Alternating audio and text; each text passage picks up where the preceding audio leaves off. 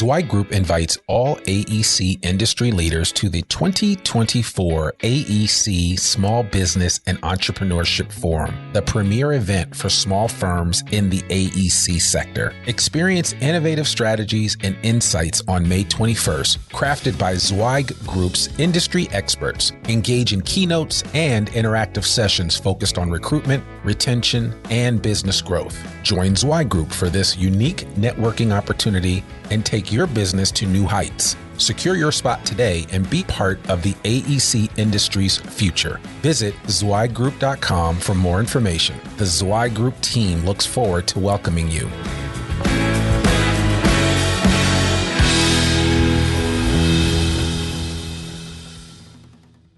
You're listening to a special edition Zweig Letter Podcast, putting architectural, engineering, planning, and environmental consulting guru Mark Zweig and his team of experts straight talk in your ear. Mark has more than 30 years of experience helping AEP and environmental firms thrive, and these podcasts deliver his invaluable management, industry, client, and HR advice directly to you, free of charge. The Zweig Letter and the Zweig Letter Podcasts let you develop professionally wherever you are. Hey everyone, and thank you for joining Zweig Group Media and the Zweig Letter exclusive interview series. With over 25 years of continuous coverage of the design industry, the Zweig Letter is a consistent source of valuable information in an ever-changing marketplace. We are bringing you some of the best and brightest minds that our industry has to offer. Today, the brightest mind that I have in the room is Sanjay Jenkins himself, an intern here at Zweig Group, who is soon to be a full-fledged employee. You graduate in a couple of weeks, don't you? That's correct. 3 weeks. Okay. You counting down the days? Oh yeah. I think we're at 18 now. Okay. Yeah. Awesome. Well, that's exciting. Well, yeah, we Sanjay is an outstanding young man and quite talented and gifted. And so we've pulled him into the podcasting booth, and we are going to get his expertise. And a lot of you might be saying, well, Sanjay's never done anything in the design industry, but that's okay, because you and I both know that these millennials nowadays, which he is a part of that generation and that group, are much more advanced than many of us were at the same age. So I'm excited to have Sanjay join me today, and we're going to talk, and we're going to actually do something a little different than what we've done in the past. We are actually, Sanjay and I had an idea to create a Lifehacker series.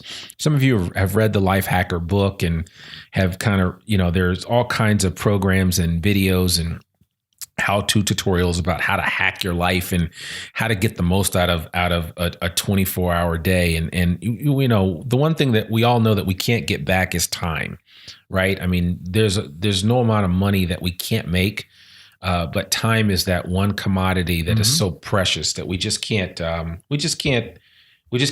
get it back. Right. And so today we hope to kind of share with you some ideas and some tips and tricks from a life hacker perspective that might help you to, kind of figure things out and see what's next. So, let's kind of go from there. And we're going to talk about some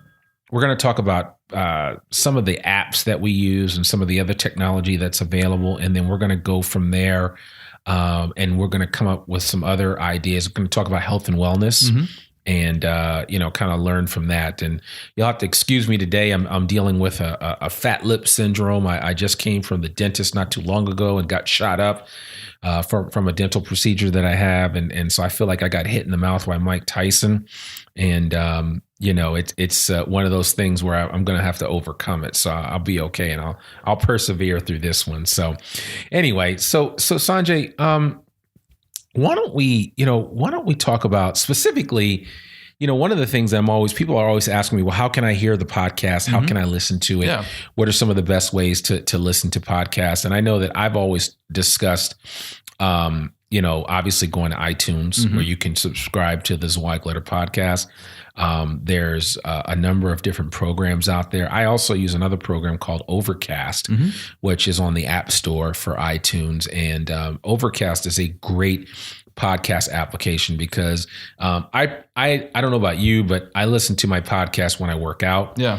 I listen to them at a variety of times. Certainly when I'm driving here, to or fro. And, the only downside to living in Fayetteville is that everything is like 10 minutes away. So I can never get in the car and like get a good 30-minute ride under my belt unless I'm riding out into the country, which I never do. So anyway, the long and short of it is that, there are several different really good podcast apps out there, whether you're an iPhone or an Android person, that you can use and kind of aggregate all of your podcasts that you listen to. And they're great podcasts out there. I mean, this is obviously, I think, is an amazing podcast for the design industry, but there's so many out there. And I really encourage you, if you're just now getting into podcasts, to check them out. I mean, you had that Serial series that was done, which was amazing. The first one that they did about the young man that was accused of killing his girlfriend back in high school. And the storytelling is just, it's just excellent. So along the lines of listening to maybe your favorite novel from Audible or something like that, where you listen to quote unquote books on tape or now books on digital, listening to really cool podcast series opens up your mind to so many different things and options. So you mentioned Serial. What do you listen to? What do you usually have queued up in your podcast? Oh, man, that's a good question. I love Gary Vaynerchuk. Yep. Anything business related, I'm listening to. I listen to the James Altucher show. I listen to the Tim Ferriss show. Yeah, that's a good one. The Tim Ferriss wrote the 4-Hour Work Week, and I actually got featured in his blog many years ago, and that was kind of like my first taste of social media in a profound way. And, there are just so many different podcasters out there that are doing amazing things. There are podcast events like Podcast Movement, which is a big event that's just for podcasters. It's done every year. This year, it's going to be done in Anaheim, California. And this is the third or fourth time that they're doing Podcast Movement. And you'll have probably 1,500 to 2,000 podcasters from around the world come to this event. I mean, podcasting has taken off. It's become a very serious medium for delivering information. So I think it's going to be quite interesting to see what comes of it in the next few years. And it's the same way with a lot of you that are listening to this, that, you know how you like your sports. You want to be able to get it. If you watch a game on the DVR, you can fast forward to the commercials, watch what you want to watch, and then turn it off when you're done. It's the same thing with podcasting. You don't have to worry about a lot of commercials, and really hardcore podcasters don't put a bunch of commercials on their podcasts. And if they do, the commercials are built into the actual show itself. So it's not so obtrusive that you're like, oh my God, I hate this. This is the worst thing ever. So, but yeah, I mean, there are, just coming to mind two that I use all the time in terms of podcast apps. The podcast app comes in your iOS software for your iPhone. But Overcast they have a free version and a version that you pay for. The version that you pay for comes without any ads on it. And the other nice thing about it is that version allows you to speed up the tape. I listen to most of my podcasts, and you can see I'm dating myself by saying the word tape, but I listen to most of my podcast at 1.5 times speed.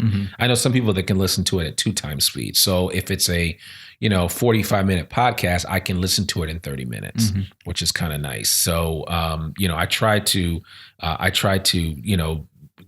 try to be as expedient as possible with my time, especially when it comes to listening to this. And, some podcasts will allow you to speed up because of the way the person speaks, and others, because people speak so fast to begin with, when they speed it up, it's even faster, and it sounds like Alvin and the Chipmunks. And so that's no good for anybody.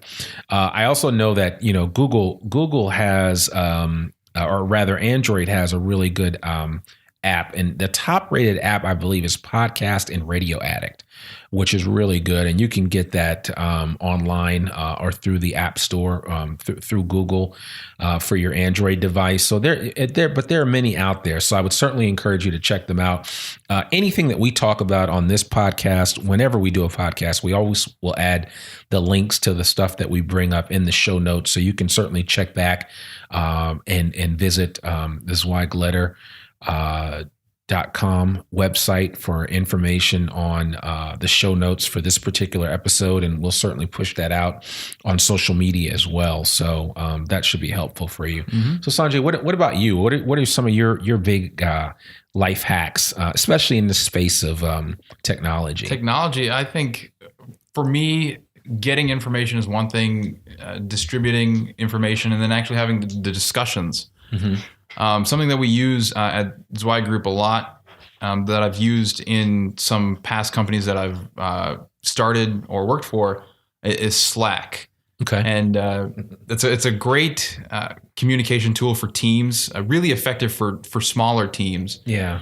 And I spend so much time just checking in to see where all of our team members are in Zweig Group recruiting. We have 2 individuals out in San Francisco right now, and the rest of the team is here in Fayetteville. Yeah. But we're able to collaborate on documents, on projects, much more efficiently than if we were to just email back and forth. It keeps us together much more efficiently than a lot of other communication tools out there. Yeah, absolutely. I mean, Gary Vaynerchuk, and again, I'll mention his name quite a bit, but Gary V, as we like to call him, said his whole company is on Slack, and that is their primary method of communication. They honestly don't even use email. Yeah. Some people were like, email's old school, and so Slack is kind of like text messaging on steroids for groups. And it does allow you to do a lot of different things. You can share links. You can archive information. You can create groups that you talk to, like specific groups within a group. And so that's the nice, like you and I will go back and forth and we'll share information on a specific project that we're working on. So there's some real benefits to that. And Slack is pretty outstanding if you ask me. So it's pretty exciting. Anything else that has kind of made your life a little easier? I actually don't use my phone all that much, which is interesting for a millennial. Yeah. That is interesting. I should check your temperature. Are you okay? I think I'm okay. This sweater though. No, I keep things pretty simple for the most part. Yeah. And I think as I get busier, that'll definitely change. Something that I've found a lot of value in is having a good calendar app. Yeah. Like the GCal is really useful. Yeah. Making sure, not just for my own, making sure that everything that I need to do is tracked, but coordinating schedules with people. It's like setting up meetings. Absolutely. That can be a big pain. And it's something that we've used before is the Calendly. Calendly. Yeah. Calendly works really well. And I use that. I use that quite a bit because when I'm scheduling guests that are outside of Zweig Group to be on the show, I'll send them my Calendly app. It's a link. It has access to my calendar. Anything that's blocked out will not be available. It will show me as not available. Anything that is available will show to that individual that I've sent it to as available. And then I will, then when they decide, okay, yeah, I can meet with Randy on such a date, I can plug that in. So Calendly works really nicely from that perspective because you're not sitting on the phone going back with somebody. So what days work for you? Or I don't know, let me look at my calendar. It's like, no, here's the link. Right. Check it out. That's my calendar. I keep my calendar up to date. If I'm not available, I mean, I mark up my calendar as frequently as possible. So that certainly is something that can be beneficial, especially as from a time hack perspective. Yeah. I mean, it just makes life so much easier if you give people access to your calendar, and then you make sure you update your own calendar. Then Calendly works. There's a couple of others that are really good that make a lot of sense from that perspective, but certainly something that I would recommend. So I guess something that I have been struggling with recently is keeping track of all of my notes. Do you have any good note apps? Well, I do. And thank you for mentioning that. One of my favorite note apps in the whole wide world, I mean, absolutely favorite, can't live without it, is Evernote. Evernote, since it came out, I've used it, and it has collected so much information for me. I have the premium edition, which allows me to store up to like 10 gigabytes of data a month or something crazy like that. It's only like $70 a month. But the nice thing is I save everything on there: articles, recipes, notes, business cards, just about anything that you can think of. Any PDF that you come across online, you can use the Evernote extension, whether on Safari or Chrome or whatever browser you're using. I'm sure there's an Evernote extension for it. And I'll click on that little elephant icon, which is their icon, and it will allow me to save that information and save it in a place where I know I can always come back and look for it. Sometimes, I know some people save their URLs through some type of bookmark on their browser. That's not always reliable. I mean, it's helpful, but it's not always reliable. I can save everything on Evernote. I can even have emails sent to Evernote. There are different apps out there that allow you to kind of hack into Evernote and utilize it even more efficiently as far as that's concerned. So Evernote is just simply the best. I record receipts on Evernote. I also scan all of my bills every month at home. On a personal note, I scan my bills into my Brother printer scanner. It scans both sides in full color. And then I can scan it directly into the cloud, into Evernote, and Evernote puts it into a nice, neat folder. And then I don't have to worry about it. And then once I'm done scanning all of my mail for the month, I call that April 2017, and then I file it away, and then I shred all my mail and move on. It just kind of it gives me an ability to live truly a digital life in the sense that I'm not worried about, oh man, where did I put that paper? Where is this? I hate paper. Yeah. As quickly as I can tear it up and throw it away, I will do that. Or recycle.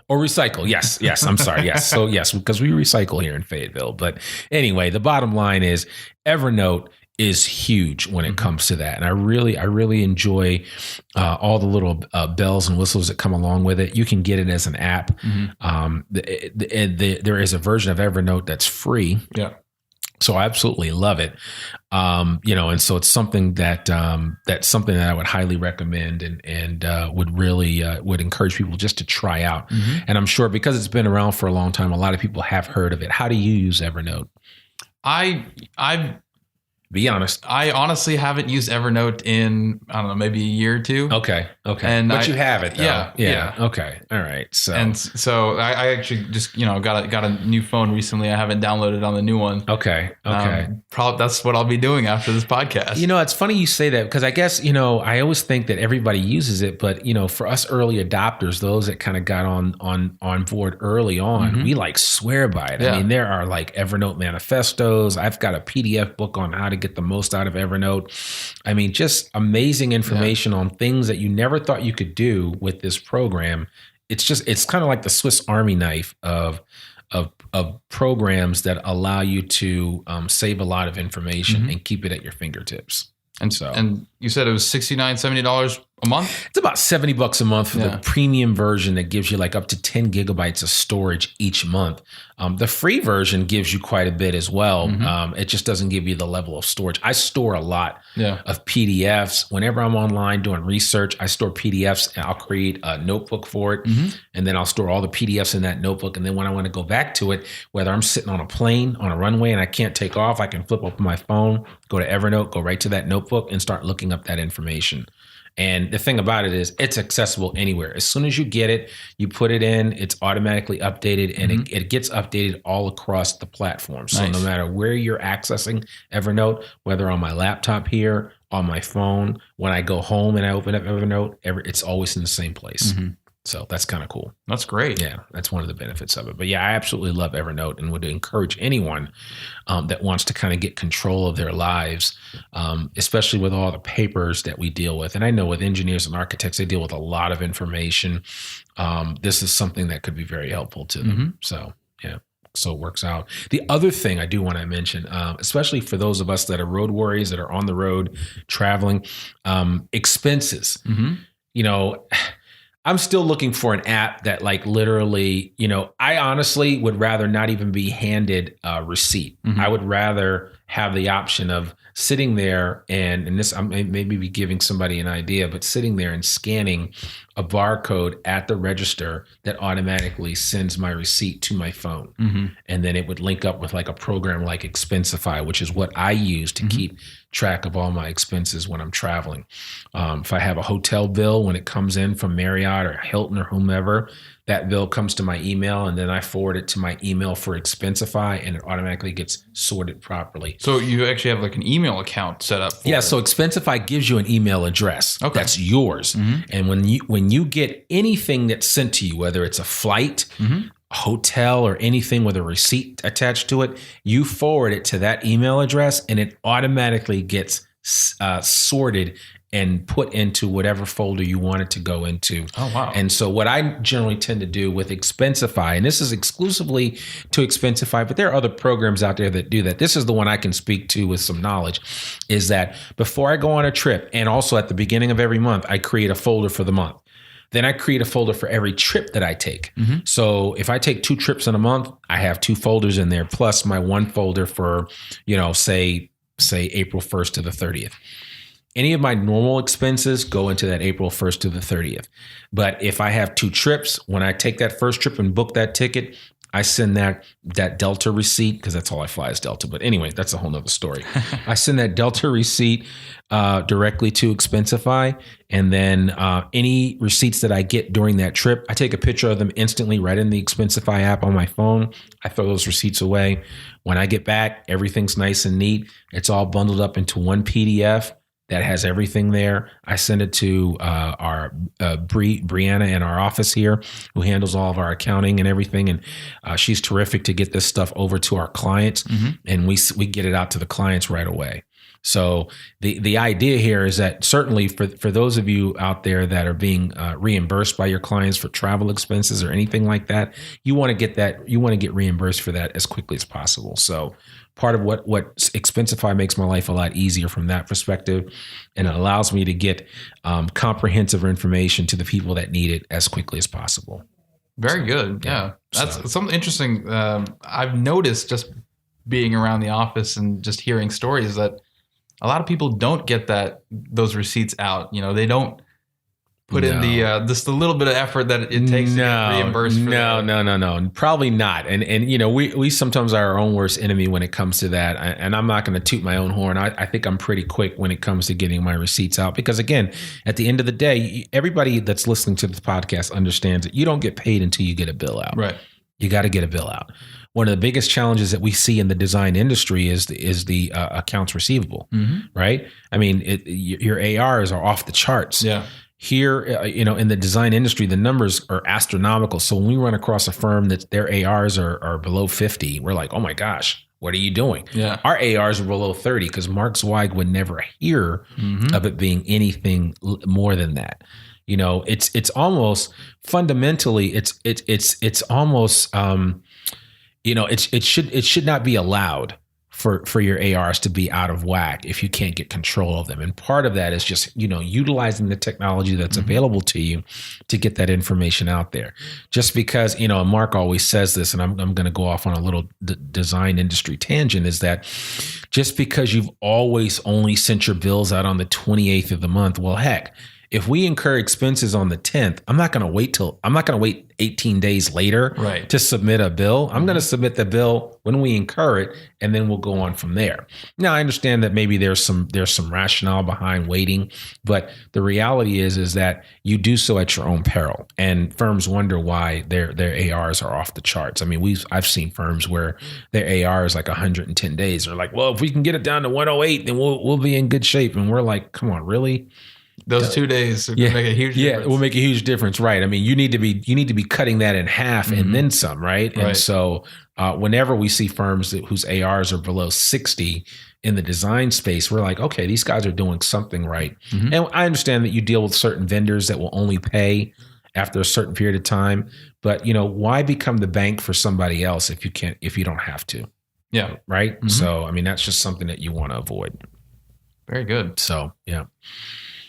So what else are you thinking about? Any other apps? I've spit out a few that I think are really cool, but what are your thoughts? Not a whole lot on the app side, so this is something I've been doing recently. This might be useful for people who are posting links to things. Okay. Bitly used to shorten URLs. It's pretty common across the internet. Right. If your firm is on Twitter or Instagram, and here we go. Like, if your firm isn't on Twitter or Instagram, yeah, something's wrong. You better be, getting on that very soon. Right. And you're welcome to hit me up. I'll help you out. You have a long link. Use Bitly to shorten it. Really helps on Twitter when you have, such a tight limit on characters. Right. If you want to, I've always wanted to know where traffic comes from when using a Bitly link. Yeah. And so I was reading Tim Ferriss's book, The Tools of Titans. This is his latest book, and sits by my bed. Yeah, absolutely. Same. Sits by mine as well. It's bedtime reading. There's always something you can learn from that. That is Exactly. like the ultimate life hack guide. And the funniest thing about that is essentially that book was born out of his podcast. Yeah, it was. Completely. That's all it is. I mean, he interviewed everybody and then some. Arnold Schwarzenegger, Pavel Tsatsouline. Oh my God. I mean, just Gloria. What was the woman that started Huffington Post? Help me out here. What's her name? Ariana Huffington. Yeah, I was about to say Gloria Steinbeck, but that's not who I'm talking about here. I mean, he basically took and distilled down all of the wisdom and knowledge that all these people shared on this podcast into this tome that's as thick as a baby's head. It really is. And it's really good. It really is really good. So, I mean, that's on my nightstand, that and a couple of other books that Gary Vaynerchuk, of course. Yeah. So jab, jab, jab, right hook. But that's a topic for another day. But the long and short of it is that Tools of the Titans is a really good book. Yeah, definitely worth picking up. Really, really good book. And so within this book, I found if you add a plus sign to the end of a Bitly link, it'll take you to a special page that shows you where traffic is coming from on those links. Yep. And that's really useful from a marketing perspective. You want to see where the attention is, and you want to be able to utilize those channels much more effectively. You also want to look at what your weaknesses are and say, maybe there's something that we can do here. If we tweak a little bit here, tweak a little bit there, we'll get better. Usually though, we're playing by the Gary Vaynerchuk standards of playing to your strengths. Yeah, exactly. But just having that data, having that information is really useful. So the next time you use a Bitly link, you can go and find any Bitly link and put a plus sign and, get this report. It's easily accessible. Yeah. And I think, that would be helpful, especially for those of you that are out there that are trying to get out information on a project that you're working on or something that's a public facing, where you want to kind of see who's really looking at this information. That would be very helpful. But certainly if you are posting anything on Facebook, Instagram, Twitter, use Bitly when and where possible, and keep track of everything that you create a link for. We do that here at Zweig, and it's definitely indispensable. So good idea. Anything else? This is just a fun one that I'll throw out there. Okay. Whenever I go to the movies, sometimes I have to go to the bathroom. Of course, as we all do. Yeah. At the worst times ever. Exactly. So, yeah. So there's this app called Run Pee. You can go, it's runpee.com, and it'll actually tell you what the best time is to get up and go use the restroom. Like, where are you kidding me? I'm not. This is I didn't know this until I just recently found this. So I'm actually completely. I'm upset that I didn't know this. I'm going to the movies soon, as soon as I can. I mean, I've got 3 young kids, so it's hard for me to get out to the movies often. But my wife and I like to go from time to time. So I'm downloading runpee.com today. Because that is going to be life-changing for sure. At least for my bladder. Right, exactly. When I'm watching a movie. I love that. Yeah. That's good. You guys listening to this can thank us later. Yeah, that's right. For sure. What else? I know that you had a couple of others that you thought were kind of cool. And I know we're going to get into one of the other things that I definitely want to talk about, because it's something that's very close to me, is routines. Yeah. And rituals, if you will. And so I think we might have a whole life hacker episode just to talk about routines. And there are some things that I've tried to use to kind of hack my performance. And, a lot of people deal with, well, am I a night person? Am I a morning person? A lot of people say, well, the early bird gets the worm. We've heard that before. So I do want to talk about that. I want to talk about sleep deprivation. I know a lot of you listening to this could probably nod your head and say, yeah, I'm kind of half asleep right now while I'm listening to this podcast because I'm so exhausted. I'm so busy with work. I'm doing 50, 60, 70 70 hours, and then I got to come home to a family. So we're going to give you some tools that can kind of help you make some sense of this and get control of your life, if you will, especially from that perspective of creating routines that can overall benefit not only you but your family. So we'll that's our teaser for what's to come, and the next time that we do an episode, we'll come up with something that that makes sense, and we'll share that information with you. I think it'll be cool. Maybe we should even do an episode on travel too. I know that people are always looking for ways to travel cheaper, even if you're traveling for business, right? Yeah. I mean, I certainly, whenever I'm traveling, I'm always looking for the best deal possible, especially if a client is paying for it. And certainly if Zweig is paying for it, we want to save as much money as possible. Absolutely. So it's not about first class and advanced check-ins or anything like that. It's about getting the best deal. So we'll spend some time talking about that. And I know one other thing you had mentioned, and this is just kind of off the beaten path, but you had grocery list as a phone screensaver. Yeah. What's that all about? So this is something that I do on a regular basis. It's been something I've been doing for a while. I have an aversion to paper, just like you. Right. So whenever I have a grocery list, I'll put it in my notes. Okay. And when I'm shopping, I don't like having to unlock my phone and then open the notes app. Right. It's too many steps for me. Right. So what I'll do is I'll write down the grocery list on my notes, screenshot it, and then set that screenshot as my phone background. Okay. So I just have to turn on my phone, boom, it's there. It's right there. And then we're good to go. That's genius. I love that. Yeah. So you heard it here first. I mean, the next time you got to go out to Whole Foods or Trader Joe's or whatever is your favorite grocery store, try Sanjay's hack for keeping track of your grocery list so that you can look at it right away. And I think that certainly is helpful, especially if you got your screen lock on. In most instances, you can still see the background and see that image. So that would be kind of cool. Yeah. So I like that. Okay. Well, good. Well, I think this is a great start to our Life Hacker series here at the Zweig Letter Podcast. We really appreciate you guys taking time to listen to us. And we kind of want to mix things up a little bit because, things can get old after a while, and we could talk about engineering and architecture all day long, certainly, or construction management for that matter. But, we want to mix it up, and we understand too that you guys have a life outside of work.